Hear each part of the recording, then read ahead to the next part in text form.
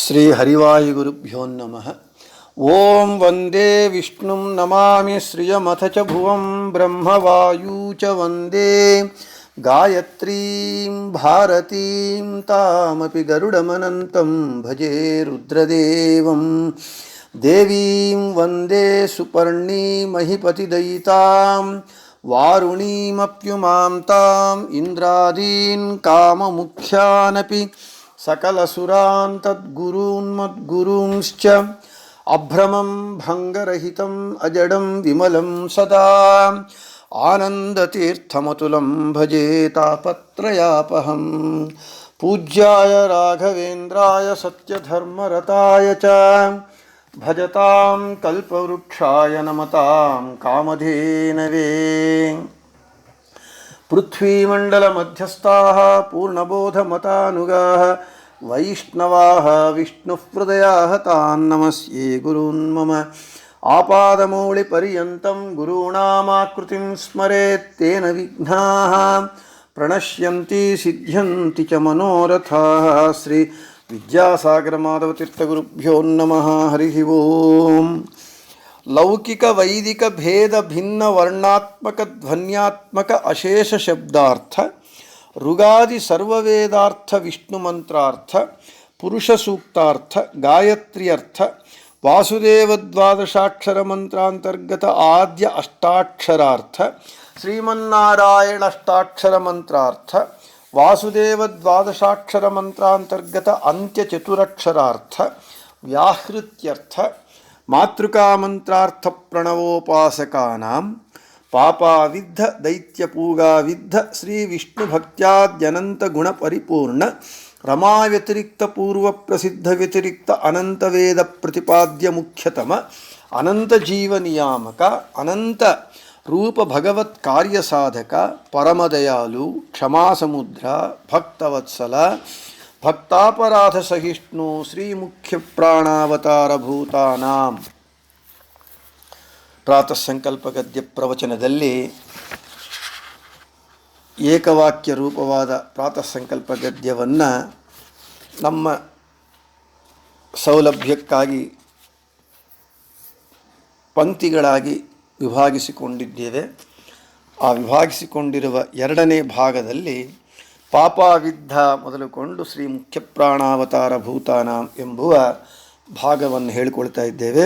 ನಿನ್ನೆಯ ಪ್ರವಚನದಲ್ಲಿ ವಿಷ್ಣು ಭಕ್ತ್ಯಾದ್ಯನಂತ ಗುಣಪರಿಪೂರ್ಣ ರಮಾ ವ್ಯತಿರಿಕ್ತ ಪೂರ್ವ ಪ್ರಸಿದ್ಧ ವ್ಯತಿರಿಕ್ತ ಅನಂತ ವೇದ ಪ್ರತಿಪಾದ್ಯ ಮುಖ್ಯತಮ ಎಂಬುವ ವಿಷಯವನ್ನು ಹೇಳಿಕೊಂಡಿದ್ದೇವೆ. ಇವತ್ತು ಅನಂತ ಜೀವ ನಿಯಾಮಕ ಅನಂತರೂಪ ಭಗವತ್ ಕಾರ್ಯಸಾಧಕ ಪರಮದಯಾಲು ಕ್ಷಮಾ ಸಮುದ್ರ ಭಕ್ತವತ್ಸಲ ಭಕ್ತಾಪರಾಧ ಸಹಿಷ್ಣು ಶ್ರೀ ಮುಖ್ಯ ಪ್ರಾಣಾವತಾರ ಭೂತಾನಾಂ ಎಂಬುವ ವಿಶೇಷಣಗಳು ವಾಯುದೇವರ ವೈಶಿಷ್ಟ್ಯವನ್ನು ಏನು ಹೇಳುತ್ತೆ ಎಂಬುವ ವಿಷಯವನ್ನು ನೋಡೋಣ. ಅನಂತ ಜೀವ ನಿಯಾಮಕ. ವಾಯುದೇವರು ಅನಂತ ಜೀವರ ನಿಯಾಮಕರಾಗಿದ್ದಾರೆ. ಜೀವರು ಅಂದರೆ ಯಾರು ಅಂತ ಮೊದಲು ನಾವು ತಿಳ್ಕೋಬೇಕು. ಜೀವರು ಅಂತ ಹೇಳಿದರೆ ಕೇವಲ ಮನುಷ್ಯರೇನಾ? ಪ್ರಪಂಚದ ಜನಾಭಾ ಎಷ್ಟಿದೆ ಅಂತ ಹೇಳಿದ್ರೆ ಎಷ್ಟೋ ಬಿಲಿಯನ್ಸ್ ಅಂತ ಹೇಳ್ತೇವೆ. ಜೀವರು ಅಂದರೆ ಕೇವಲ ಮನುಷ್ಯರು ಮಾತ್ರ ಅಲ್ಲ, ಮನುಷ್ಯರು ಮೊದಲುಕೊಂಡು ತೃಣಾಂತ ಪರ್ಯಂತದವರೆಗೂ ಎಲ್ಲರೂ ಜೀವರೇ. 64 ಲಕ್ಷ ರೀತಿಯ ಜೀವರಿದ್ದಾರೆ. ಅಂದರೆ ಮನುಷ್ಯರು, ಮೃಗಗಳು, ಕ್ರಿಮಿಕೀಟಕ, ಪಶು ಪಕ್ಷಿ, ಗಿಡಗಳು, ಕೊನೆಗೆ ಹುಲ್ಲು ಕಡ್ಡಿ, ಇದು ಕೂಡ ಜೀವರೇ. ಇಷ್ಟು ಜೀವರು ಅದೇ ಇವನು ಮೊದಲು ಒಂದೇ ಜೀವ ಕೊನೆಯ ಜೀವ ಅಂತ ಎಣಿಸುವುದಕ್ಕೆ ಎಣಿಕೆ ಮಾಡುವುದಕ್ಕೆ ಸಾಧ್ಯವಾಗದಷ್ಟು ಅಂತ್ಯವಿಲ್ಲದೇ ಇರುವಂಥ ಅನಂತವಾದ ಜೀವರಿದ್ದಾರೆ, ಅನಂತ ಜೀವರು. ಈ ಅನಂತ ಜೀವರನ್ನು ನಿಯಂತ್ರಿಸುವವರು ಜೀವೋತ್ತಮರಾದ ವಾಯುದೇವರು. ಆದರೆ ಅವರೇ ಸ್ವತಂತ್ರವಾಗಿ ಈ ಅನಂತ ಜೀವರನ್ನು ನಿಯಂತ್ರಣೆ ಮಾಡ್ತಾರಾ ಅಂದರೆ ಸುತರಾಮಲ್ಲ. ಸರ್ವತಂತ್ರ ಸ್ವತಂತ್ರನಾದ ಸರ್ವೋತ್ತಮನಾದ ಭಗವಂತನ ಅಧೀನದಲ್ಲಿದ್ದು ರಮಾನಾರಾಯಣ ಪ್ರಭುತ್ವಕ್ಕೆ ಒಳಪಟ್ಟು ಅವರ ಅನಂತರ ಅನಂತ ಜೀವರನ್ನು ನಿಯಂತ್ರಣ ಮಾಡುವವರು ವಾಯುದೇವರು. ಇನ್ನು ಈ ಜೀವನಿಗೆ ಶರೀರ. ನಮ್ಮೆಲ್ಲರಿಗೂ ತಿಳಿದಂತೆ ಜೀವ ಬೇರೆ, ಶರೀರ ಬೇರೆ. ಜೀವ ಈ ಶರೀರದಲ್ಲಿದ್ದಾನೆ. ಅಂದರೆ ಶರೀರ ಜಡ ಪದಾರ್ಥ, ಜೀವ ಚೈತನ್ಯ ಪದಾರ್ಥ. ಅದು ಮನುಷ್ಯನಾಗಬಹುದು, ಕ್ರಿಮಿಕೀಟಕ ಪಶು ಪಕ್ಷಿ ಮೃಗಗಳಾಗಬಹುದು, ಗಿಡಗಳಾಗಬಹುದು, ಹುಲ್ಲುಕಡ್ಡಿಯೂ ಆಗಬಹುದು. ಹೀಗಾಗಿ ಜೀವ ಬೇರೆ, ದೇಹ ಬೇರೆ ಎಂಬುದು ನಮಗೆ ಸಿದ್ಧವಾಗಿದೆ. ಜೀವನಿಗೆ ಈ ಶರೀರ ಅಧ್ಯಾತ್ಮ, ಅಧಿಭೂತ, ಅಧಿದೈವಗಳಿಂದ ಕೂಡಿಕೊಂಡಿದೆ. ಈ ಜೀವನ ಶರೀರ. ಅಧ್ಯಾತ್ಮ, ಅಧಿಭೂತ, ಅಧಿದೈವಗಳು ಯಾವುದು ಅಂತ ಇಲ್ಲಿ ವಿವರಣೆ ಕೊಡ್ತಾ ಇದ್ದಾರೆ. ನಮ್ಮ ದೇಹದಲ್ಲಿರುವ ಮನಸ್ಸೇ ಮೊದಲಾದ ಇಂದ್ರಿಯಗಳು ಅಧ್ಯಾತ್ಮ ಎಂದು ಕರೆಯಲ್ಪಡುತ್ತೆ. 5 ಜ್ಞಾನೇಂದ್ರಿಯಗಳು, 5 ಕರ್ಮೇಂದ್ರಿಯಗಳು, ಈ 10 ಇಂದ್ರಿಯಗಳನ್ನು ನಿಯಂತ್ರಿಸುವಂತಹ ಏಕಾದಶ ಇಂದ್ರಿಯ ಮನಸ್ಸು. ಇವುಗಳನ್ನು ಅಧ್ಯಾತ್ಮ ಎಂದು ಕರೀತಾರೆ. ಇನ್ನು ಈ ದೇಹ ಪೃಥಿವ್ಯಾದಿ ಪಂಚಭೂತಗಳಿಂದ ನಿರ್ಮಿತವಾಗಿದೆ. ಈ ದೇಹ ನಾಶವುಳ್ಳದ್ದಾಗಿದೆ. ಪೃಥ್ವಪ್ತೇಜೋ ವಾಯುರಾಕಾಶಗಳಿಂದ ನಿರ್ಮಿತವಾದದ್ದು ಈ ದೇಹ.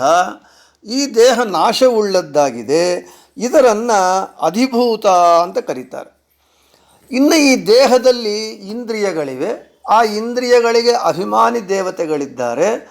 ಆ ದೇವತೆಗಳನ್ನು ನಿಯಂತ್ರಿಸುವಂತಹ ಆ ದೇವತೆಗಳ ಅಂತರ್ಯಾಮಿಯಾಗಿ ಮುಖ್ಯಪ್ರಾಣರಿದ್ದಾರೆ. ಆ ಮುಖ್ಯಪ್ರಾಣರಿಗೆ ನಿಯಾಮಕರಾಗಿ ಮುಖ್ಯಪ್ರಾಣನ ಅಂತರ್ಯಾಮಿಯಾಗಿ ಪುರುಷ ಶಬ್ದ ವಾಚ್ಯನಾದ ಸರ್ವತಂತ್ರ ಸ್ವತಂತ್ರನಾದ ಶ್ರೀಹರಿ ಇದ್ದಾನೆ. ಇವರೆಲ್ಲರೂ ಕೂಡ ಅಧಿದೈವ ಅಂತ ಕರೆಯಲ್ಪಡ್ತಾರೆ. ಅಂದರೆ ಈ ದೇಹದಲ್ಲಿ ಇಂದ್ರಿಯಗಳಿವೆ. ಆ ಇಂದ್ರಿಯಗಳಿಗೆ ಇಂದ್ರಿಯಾಭಿಮಾನಿ ದೇವತೆಗಳು. ಆ ಇಂದ್ರಿಯಾಭಿಮಾನಿ ದೇವತೆಗಳಿಗೆ ನಿಯಾಮಕರಾಗಿ ಅವರ ಅಂತರ್ಯಾಮಿಯಾಗಿ ಮುಖ್ಯಪ್ರಾಣರು. ಮುಖ್ಯಪ್ರಾಣರಿಗೆ ನಿಯಾಮಕನಾಗಿ ಮುಖ್ಯಪ್ರಾಣರ ಅಂತರ್ಯಾಮಿಯಾಗಿ ಸರ್ವತಂತ್ರ ಸ್ವತಂತ್ರನಾದ ಪುರುಷ ಶಬ್ದವಾಚ್ಯನಾದ ಭಗವಂತ.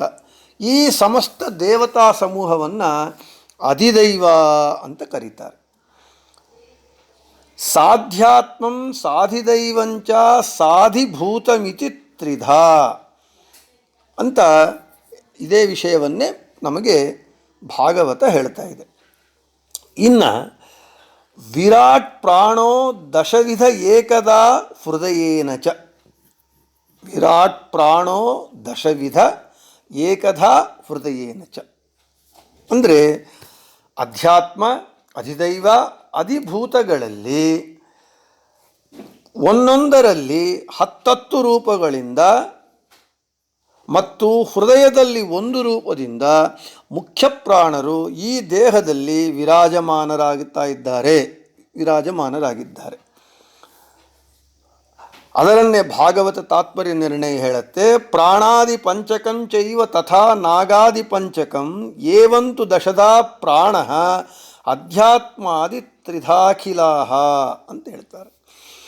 ಅಂದರೆ ಅಧ್ಯಾತ್ಮ, ಅಧಿದೈವ, ಅಧಿಭೂತಗಳಲ್ಲಿ ಒಂದೊಂದರಲ್ಲಿ 10 ರೂಪಗಳಿಂದ, ಅಂದರೆ ಅಧ್ಯಾತ್ಮದಲ್ಲಿ 10 ರೂಪ, ಅಧಿದೈವದಲ್ಲಿ 10 ರೂಪ, ಅಧಿಭೂತದಲ್ಲಿ 10 ರೂಪ, ಹೃದಯದಲ್ಲಿ 1 ರೂಪದಿಂದ ಮುಖ್ಯಪ್ರಾಣರು ಇದ್ದಾರೆ.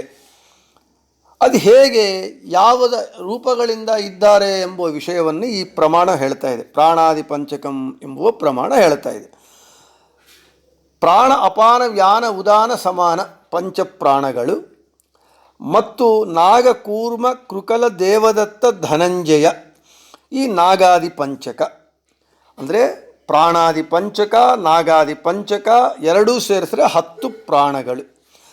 ಈ ಒಂದೊಂದರಲ್ಲಿ ಈ 10 ರೂಪಗಳಿಂದ ಅಧ್ಯಾತ್ಮ ಅಧಿಭೂತ ಅಧಿದೈವಗಳಲ್ಲಿ ಇದ್ದು ವಾಯುದೇವರು ಈ ದೇಹದಿಂದ ನಡೆಯುವ ಎಲ್ಲ ಕ್ರಿಯೆಗಳನ್ನು ನಿಯಂತ್ರಣ ಮಾಡ್ತಾ ಇದ್ದಾರೆ, ನಿಯಾಮಕರಾಗಿದ್ದಾರೆ ಅಂತ ಹೇಳ್ತಾ ಇದ್ದಾರೆ.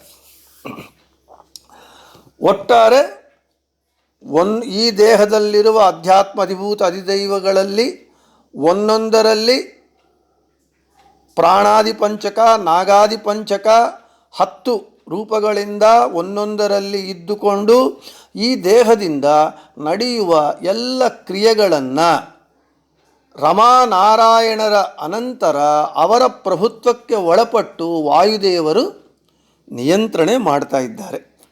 ಇನ್ನು ಹೃದಯದಲ್ಲಿ ಒಂದು ರೂಪ ಅಂತ ಏಕಥಾ ಹೃದಯೇನಚ, ಹೃದಯದಲ್ಲಿ ಒಂದು ರೂಪದಿಂದ ಮುಖ್ಯ ಪ್ರಾಣರಿದ್ದಾರೆ ಅಂತ ಹೇಳ್ತಾ ಇದ್ದಾರೆ. ಎಲ್ಲಿದ್ದಾರೆ ಹೃದಯದಲ್ಲಿ? ನಮ್ಮ ಹೃದಯ ಕಮಲದಲ್ಲಿ ಮೂಲೇಶ ರೂಪಿ ಭಗವಂತನಿದ್ದಾನೆ. ಆ ಮೂಲೇಶ ಭಗವಂತನ ಅಡಿದಾವರೆಗಳಲ್ಲಿ 2 ಕೈಗಳನ್ನು ಜೋಡಿಸಿಕೊಂಡು ಮುಖ್ಯ ಪ್ರಾಣರಿದ್ದಾರೆ. ಆ ಮುಖ್ಯ ಪ್ರಾಣರ ಪಾದಗಳ ಅಡಿಯಲ್ಲಿ ಜೀವನು ಇದ್ದಾನೆ. ಈ ನಮ್ಮ ಹೃದಯ ಕಮಲದಲ್ಲಿ ಇರುವ ಮೂಲೇಶ ರೂಪಿ ಭಗವಂತನ ಅಡಿದಾವರೆಗಳಲ್ಲಿರುವ ಮುಖ್ಯ ಪ್ರಾಣರ ದರ್ಶನವು ಮುಕ್ತಿಯೋಗ್ಯ ಜೀವನಿಗೆ ಯಾವಾಗ ಆಗತ್ತೆ ಅಂತ ಹೇಳಿದರೆ ಅವನ ಅಪರೋಕ್ಷ ದರ್ಶನ ಕಾಲದಲ್ಲಿ ಈ ಮುಖ್ಯ ಪ್ರಾಣರ ದರ್ಶನವಾಗತ್ತೆ. ಮತ್ತೊಮ್ಮೆ, ಯಾಕೆ ಅಂದರೆ ಇದು ಗಹನವಾದ ವಿಷಯ, ಇನ್ನೊಮ್ಮೆ ಹೃದಯದಲ್ಲಿ ಏಕರೂಪದಿಂದ ಒಂದು ರೂಪದಿಂದ ವಾಯುದೇವರಿದ್ದಾರೆ. ಎಲ್ಲಿದ್ದಾರೆ? ನಮ್ಮ ಹೃದಯ ಕಮಲದಲ್ಲಿ ಮೂಲೇಶ ರೂಪಿ ಭಗವಂತನಿದ್ದಾನೆ. ಆ ಭಗವಂತನ ಅಡಿದಾವರೆಗಳಲ್ಲಿ ಮುಖ್ಯ ಪ್ರಾಣರಿದ್ದಾರೆ. ಆ ಮುಖ್ಯ ಪ್ರಾಣರ ದರ್ಶನ ಮುಕ್ತಿಯೋಗ್ಯ ಜೀವನಿಗೆ ಅವನ ಅಪರೋಕ್ಷ ದರ್ಶನ ಕಾಲದಲ್ಲಿ ಆ ಮುಖ್ಯ ಪ್ರಾಣರ ದರ್ಶನವಾಗತ್ತೆ. ಈ ರೀತಿಯಾಗಿ ಮುಖ್ಯ ಪ್ರಾಣರು ಅರ್ಥಾತ್ ವಾಯುದೇವರು ಅನಂತ ಜೀವ ನಿಯಾಮಕರಾಗಿದ್ದಾರೆ. ಒಟ್ಟಾರೆ ಅನಂತ ಜೀವ ನಿಯಾಮಕರು ವಾಯುದೇವರು. ಈ ಜೀವನ ಶರೀರ ಅಧ್ಯಾತ್ಮ ಅಧಿಭೂತ ಅಧಿದೈವಗಳಿಂದ ಕೂಡಿಕೊಂಡಿದೆ. ದೇಹದಲ್ಲಿರುವ ಇಂದ್ರಿಯಗಳು ಅಧ್ಯಾತ್ಮ ಅಂತ ಅನಿಸುತ್ತೆ, ಕರೆಯಲ್ಪಡತ್ತೆ. ಪಂಚಭೂತಗಳಿಂದ ನಿರ್ಮಿತವಾದ ದೇಹ ಅಧಿಭೂತ ಅಂತ ಕರೆಯುತ್ತೆ, ಇಂದ್ರಿಯಗಳು ಅಧ್ಯಾತ್ಮ ಅಂತ ಕರೆಯಲ್ಪಡತ್ತೆ. ಈ ದೇಹದಲ್ಲಿರುವ ಇಂದ್ರಿಯಾಭಿಮಾನಿ ದೇವತೆಗಳು, ಅವರಿಗೆ ನಿಯಾಮಕರಾದ ಮುಖ್ಯ ಪ್ರಾಣರು, ಮುಖ್ಯ ಪ್ರಾಣರಿಗೆ ನಿಯಾಮಕನಾದ ಭಗವಂತ, ಇವರೆಲ್ಲರೂ ಅಧಿದೈವ ಅಂತ ಕರೆಯಲ್ಪಡ್ತಾರೆ. ಮುಖ್ಯ ಪ್ರಾಣರು 10 ಪ್ರಾಣಾದಿ ಪಂಚಕ, ನಾಗಾದಿ ಪಂಚಕ, ಒಟ್ಟು 10 ರೂಪಗಳಿಂದ ಅಧ್ಯಾತ್ಮ ಅಧಿಭೂತ ಅಧಿದೈವಗಳಲ್ಲಿ ಒಂದೊಂದರಲ್ಲಿ 10 ರೂಪಗಳಿಂದ ಇದ್ದು ಈ ಜೀವರ ಈ ದೇಹದಿಂದ ನಡೆಯುವ ಎಲ್ಲ ಕ್ರಿಯೆಗಳನ್ನು ನಿಯಂತ್ರಣೆ ಮಾಡ್ತಾರೆ. ದೇಹದಲ್ಲಿರುವ ಹೃದಯದಲ್ಲಿ ಒಂದು ರೂಪದಿಂದ ಮೂಲೇಶ ರೂಪಿ ಭಗವಂತನ ಅಡಿದಾವರೆಗಳಲ್ಲಿದ್ದು ಮುಖ್ಯ ಪ್ರಾಣರಿರುತ್ತಾರೆ. ಆ ಮುಖ್ಯ ಪ್ರಾಣರ ದರ್ಶನ ಜೀವನ ಅಪರೋಕ್ಷ ದರ್ಶನ ಕಾಲದಲ್ಲಿ ಮುಕ್ತಿಯೋಗ್ಯ ಜೀವನಿಗೆ ಆಗತ್ತೆ. ಒಟ್ಟು ಅನಂತ ಜೀವ ನಿಯಾಮಕ ಎಂಬುವಂತಹ ಈ ಪ್ರಮೇಯದ ವಿಷಯವನ್ನು ಇವತ್ತು ಇಲ್ಲಿಯವರೆಗೂ ಹೇಳಿ, ಮುಖ್ಯ ಪ್ರಾಣರು ಅನಂತ ಜೀವ ನಿಯಾಮಕರು ಎಂಬುವ ದೊಡ್ಡ ಪ್ರಮೇಯ ವಿಷಯ, ಇನ್ನಿಷ್ಟು ವಿಶೇಷಗಳು ನಮ್ಮಲ್ಲಿ ಇದ್ದು ಮುಖ್ಯ ಪ್ರಾಣರು ನಮ್ಮೆಲ್ಲ ಕ್ರಿಯೆಗಳನ್ನು, ಕೊನೆಗೆ ನಮ್ಮ ಉಸಿರಾಟದ ಕ್ರಿಯೆಯನ್ನು ನಿಯಂತ್ರಣ ಮಾಡುವವರು ಅನಂತ ಜೀವ ನಿಯಾಮಕರು ಎಂಬುವ ವಿಷಯವನ್ನು ನಾಳೆ ಮುಂದುವರಿಸುತ್ತಾ ಹೇಳೋದಾಗತ್ತೆ ಅಂತ ಹೇಳ್ತಾ ಶ್ರೀಕೃಷ್ಣಾರ್ಪಣಮಸ್ತು, ಮಧ್ವೇಶಾರ್ಪಣಮಸ್ತು. ಎಲ್ಲರಿಗೂ ಶುಭಮಸ್ತು.